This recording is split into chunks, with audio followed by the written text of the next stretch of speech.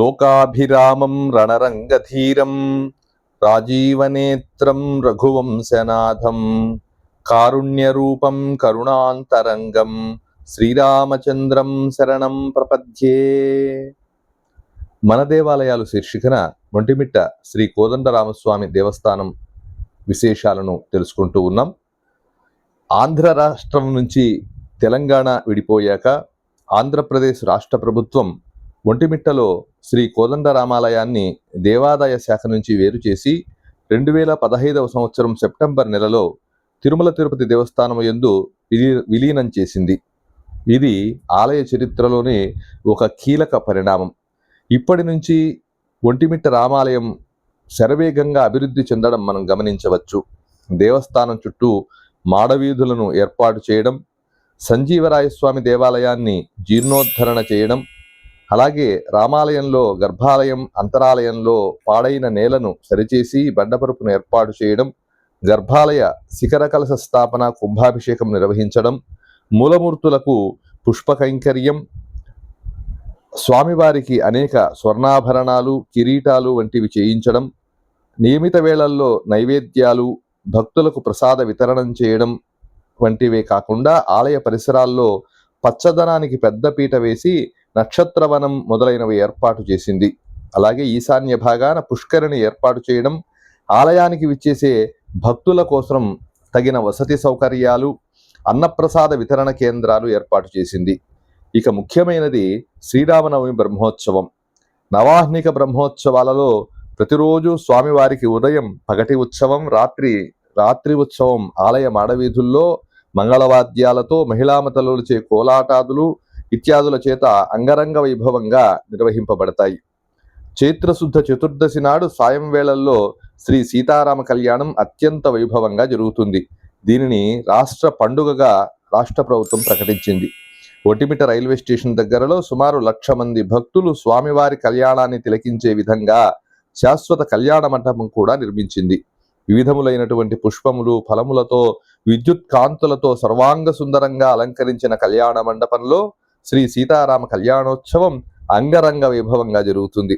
ఈ కార్యక్రమాన్ని రాష్ట్రంలోని అన్ని ప్రభుత్వ ప్రైవేటు ఛానళ్లు ప్రత్యక్ష ప్రసారం చేస్తాయి. ఈ కళ్యాణానికి రాష్ట్ర ముఖ్యమంత్రి గారు పట్టు వస్త్రాలు ముత్యాల తలంబ్రాలు స్వామివారికి సమర్పిస్తారు. భక్తులకు మంచినీటి మజ్జిగ ఇటువంటివన్నీ కూడా విరివిగా వితరణ చేసి వేసవిలో దాహార్తిని తీరుస్తారు. కళ్యాణరామునికి ఆ తర్వాత గజవాహన సేవ, చైత్ర పౌర్ణిమకు రథోత్సవం అత్యంత వైభవంగా జరుగుతుంది. రథస్థం కేశవం దృష్ట్వా పునర్జన్మ న విద్యతే. రథస్థుడైన శ్రీరామచంద్రుని దర్శిస్తే పునర్జన్మ ఉండదు అని శాస్త్రవచనం. వేలాది మంది భక్తులు గొలుసులతో రథాన్ని లాగి స్వామివారిపై తమ భక్తి ప్రబుత్తులను చాటుకుంటారు. అలాగే బ్రహ్మోత్సవం చివరన స్వామివారికి జరిగే పుష్పయాగం కూడా అత్యంత విశేషప్రదమైంది. వివిధములైనటువంటి సువాసననిచ్చే పుష్పములతో వేదఘోష జరుగుతూ ఉండంగా స్వామివారికి సమర్పించే పుష్ప కైంకర్య సేవ భక్తులకు నయనమనోహరంగా ఉంటుంది. ఇక ఆలయ విశేషాలను ఆలయ అర్చకులు శ్రీమాన్ శ్రావణ్ కుమార్ గారి ద్వారా తెలుసుకుందాం. శ్రీరామ రామ రామేతి రమే రామే మనోరమే సహస్రనామ తత్తుల్యం రామనామవరాననే. ఈరోజు మనం ఉత్తర దక్షిణ అయోధ్య ఆంధ్ర భద్రాద్రి ప్రసిద్ధి చెందినటువంటి ఏకశిలానగరం ఒంటిమిట్ట క్షేత్రంలో ఉన్నాం. శ్రీ కోదండరామస్వామి వారి యొక్క దేవాలయంలో మనం ఈరోజు స్వామి దర్శనం చేసుకున్నాం. మనతో ఆలయ అర్చకులు శ్రీ శ్రావణ్ కుమార్ గారు ఉన్నారు. వారితో మరిన్ని ఆలయ వైభవాన్ని గురించి తెలుసుకోవడానికి ప్రయత్నం చేద్దాం. నమస్కారం అండి శ్రావణ్ కుమార్ గారు. నమస్కారం. దేవాలయ వైభవం గురించి వివరించండి. ఇక్కడ త్రేతాయుగంలో అయోధ్య నుంచి సీత రామ లక్ష్మణులు ముగ్గురు కలిసి వనవాసానికి ఈ యొక్క ప్రాంతానికి వచ్చారు. ఈ యొక్క ప్రాంతంలో శృంగియక్క మహర్షి, మృకుండ మహర్షి ఇద్దరు ఋషులు ఉండేవారు. ఆ ఋషులు ఈ ప్రాంతంలో యజ్ఞయాగాదులు నిర్వహిస్తూ ఉండేవారు. ఆ యజ్ఞయాగాదులకి రాక్షసులు వచ్చి అడ్డుపడుతూ ఉంటే స్వామివారిని ప్రార్థింపగా స్వామివారి యొక్క ప్రాంతానికి వచ్చి ఆ యాగానంతా రక్షించి ఆ ఇద్దరు ఋషులకు స్వామివారు కోదండరామస్వామి అవతారంలో దర్శనమిస్తారు. అందువల్ల స్వామివారికి ఇచ్చట కోదండరామస్వామి పేరు. స్వామివారు ఈ ప్రాంతానికి వచ్చేసరికి అప్పటికి ఇంకా రాముల వారికి ఆంజనేయ స్వామి వారికి పరిచయం ఏర్పడలేదు. అందువల్ల గర్భాలయంలో స్వామివారి యొక్క పాదాల చింతన ఆంజనేయ స్వామివారు కానలాడు. తర్వాత కొద్ది కాలానికి నిర్మించబడింది దేవాలయము. ఎదురుగా స్వామివారి యొక్క పాదాలు అనగా రాముల వారి యొక్క పాదాలు, ఎదురుగా కింద ఆంజనేయ స్వామి యొక్క శిరస్సు భాగము సమానంగా ఉంటుంది. లోపల గర్భాలయంలో మూలమూర్తుల 3 విగ్రహాలు ఒకే శిలలో ఒకే రాతిపై ఉంటారు. అందువల్ల ఏకశిల అని పేరు. అందువల్ల గ్రామానికి కూడా ఏకశిలా నగరం అని పేరు. దీని త్రేతాయుగంలోనే ఏకశిలామూర్తికి జాంబవంతుల వారు ప్రాణప్రతిష్ఠాపన చేసి మొట్టమొదటిగా ఆరాధన చేసి పూజలన్నీ ప్రారంభం చేశాడు. తదుపరి ఈ గ్రామం కూడా ఒకటే మిట్టలాగుంటుంది. ఆ మిట్ట మీద 2 దొంగలు ఉండేవారు, వంటుడు మిట్టుడని. వారిద్దరూ దొంగతనాలు చేసుకుంటూ ఈ ఆలయ నిర్మాణం జరగక ముందు స్వామివారు ఇక్కడే గుహలో ఉండేవారు, ఇక్కడ వచ్చి దాచుకునేవారు. ఒకరోజు రాముల వారు వారిద్దరికీ ప్రత్యక్షమయ్యి మీ ఇద్దరు దొంగతనాలు మానండి, మంచిగా బ్రతకండి అని మంచిగా చెబితే వారిద్దరూ అప్పటి నుంచి దొంగతనాలను మానేసి మొట్టమొదటిగా లోపల ఆ యొక్క కొండ ప్రాంతాన్ని గుహను గర్భాలయంగా చేశారు. అందువల్ల గ్రామానికి వారిద్దరి పేరుతో ఒంటిమిట్ట అనే పేరు వచ్చినది. తదుపరి ఎంతోమంది మహనీయులు స్వామివారిని దర్శించి సేవించారు. ఇక్కడే బెమ్మెర పోతనామాతలు భాగవతం రచించారు. అలవైకుంఠపురము నగిరిలో అని కొన్ని చరణాల గుర్తు రాకుంటే పోతన గారికి రాముల వారే స్వయంగా వచ్చి ఆ యొక్క తాళపత్ర గ్రంథాల్లో పూర్తి చేస్తారు. పలికెడిది భాగవతమట, పలికించుడు వాడు రామభద్రుండట అని ఆ యొక్క భాగవతాన్ని ఇక్కడే రాముల వారికి అంకితం ఇస్తారు. తదుపరి ఒకసారి తాళ్లపాక అన్నమాచార్య వారు వస్తారు దేవాలయ దర్శనానికి వస్తే. ఈ దేవాలయ వాకిలిని వేసేసి ఉంటాయి.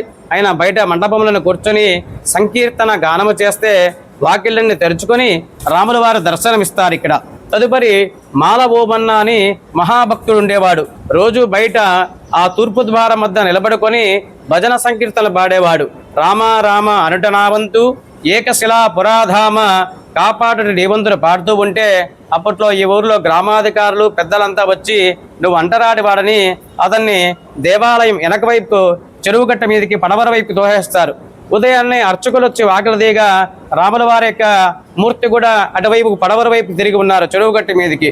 ఏమి స్వామి అపరాధం అంటే ఆకాశవాణి నుండి స్వామివారి యొక్క వాక్యంతో నాకు కులము ప్రధానం కాదు భక్తి ప్రధానమని అనే శబ్దం ఏర్పడింది. మళ్ళీ అతను తీసుకొని వచ్చి రామయ్యాను రామభక్తుడు అని అతను భజన పాటలు పాడించేవారు. యథాప్రకారంగా స్వామివారు తూర్పు తిరిగి పూజలు అందుకుంటున్నారు. తర్వాత ఇక్కడనే ఆంధ్ర వాల్మీకి అని వావులకొలను సుబ్బారావు గారు సంస్కృతంలో ఉన్న రామాయణాన్ని యథాతథంగా ఆంధ్రంలోకి తెలుగులోకి అనువదించారు. ఎన్నో గ్రంథాలు రచించి ఈ దేవాలయ యొక్క అభివృద్ధి అంతా ఆయన చేశారు. తదుపరి సీతారామ లక్ష్మణులు కలిసి ఈ యొక్క ప్రాంతంలో సంచరిస్తూ ఉండగా సీతాదేవి అడుగుతుంది స్వామివారిని, స్వామి ఈ యొక్క వన్యప్రాణులకు జంతుజాలములకు ఆహారము నీరు ఎలా అడగ్గా ఈ కొండ ప్రాంతంలో. అప్పుడు స్వామివారు సీతాదేవికి దబ్బగా ఉందని గ్రహించి ఈ యొక్క కొండ ప్రాంతంలో బాణమేగా రామతీర్థం అనే కొలను ఏర్పడింది. తర్వాత లక్ష్మణ స్వామి బాణమేగా లక్ష్మణ తీర్థం అనే కొలను ఏర్పడాయి.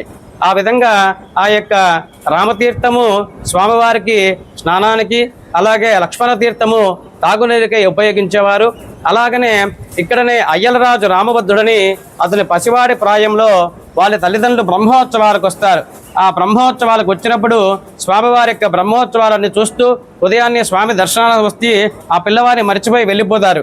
రాత్రంతా పిల్లవాడు ఆలయంలోనే ఉంటాడు. అది గమనించక పూజారి వారు కూడా అర్చకులు కూడా వాకిలేసపడం జరుగుతుంది. రాత్రంతా పిల్లవాడిని ఎదుగుతూ ఉదయాన్నే మళ్ళీ స్వామి దర్శనార్థమై వస్తే ఆ పిల్లవాడు లోపలే నిద్రిస్తూ ఉంటాడు. ఆ పిల్లవాడి చెక్కిలికంతా పాలగుర్తులుంటాయి. సీతాదేవి పాలిస్తుందన్నమాట. ఆ పిల్లవాడు పెద్దవాడై రామాభ్యుదయ కావ్యం రచిస్తాడు. ఆయన అష్టదిగ్గజాలు కవి. తదుపరి ఈ ఆలయ నిర్మాణము 11వ శతాబ్దంలో చోళరాజు కాలంలో, తదుపరి 1356 సంవత్సరము, 1555 సంవత్సరంలో మట్లిరాజులు సదాశివులు విజయనగర సామ్రాజ్య కాలంలో ఈ దేవాలయం అంతా పూర్తి చేయబడింది. ఇది ఒక ఆలయ విశేషము. మరి తిరుమల తిరుపతి దేవస్థానం వారు ఎప్పుడు ఈ ఆలయాన్ని స్వాధీనం చేసుకున్నారు?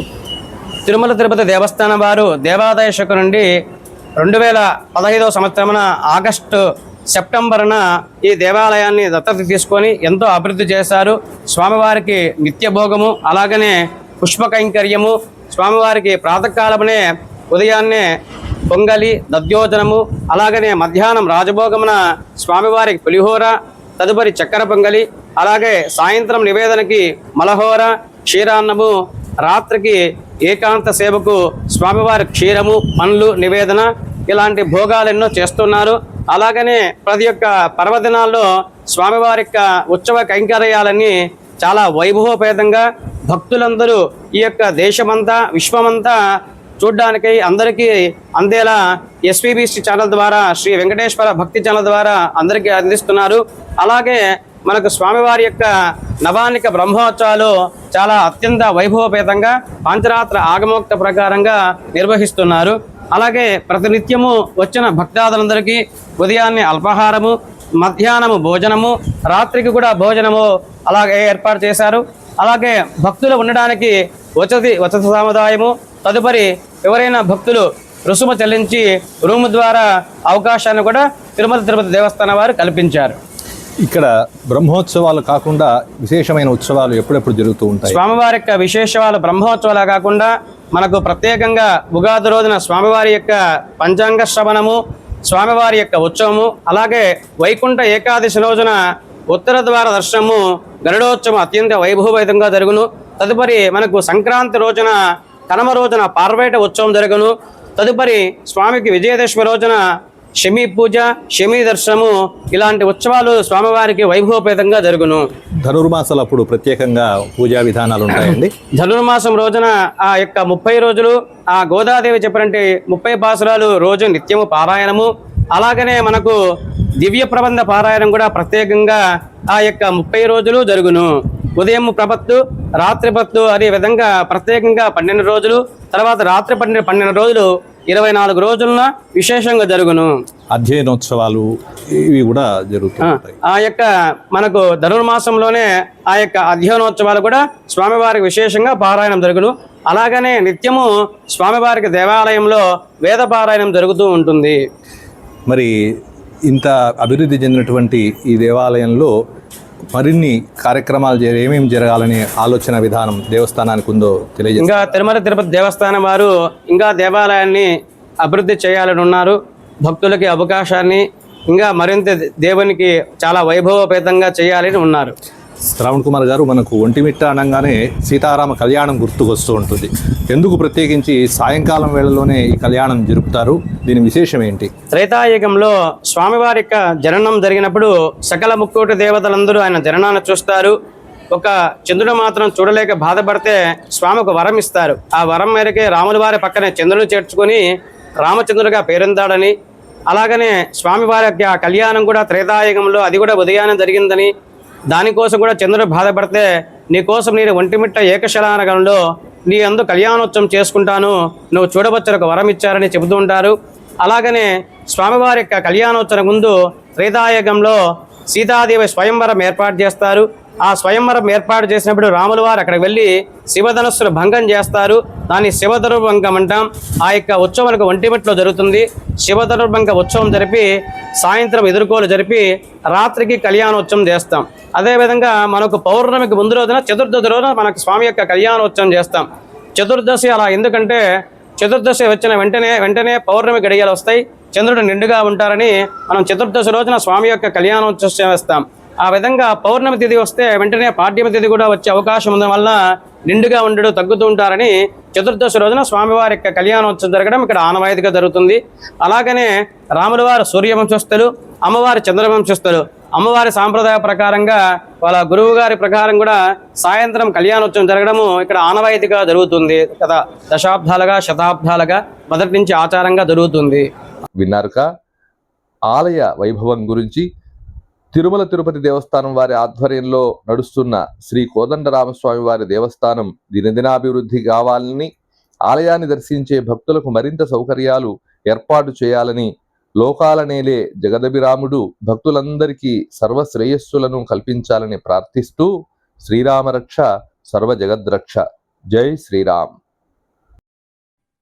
సర్వం శ్రీ సద్గురు చరణారవిందార్పణమస్తు.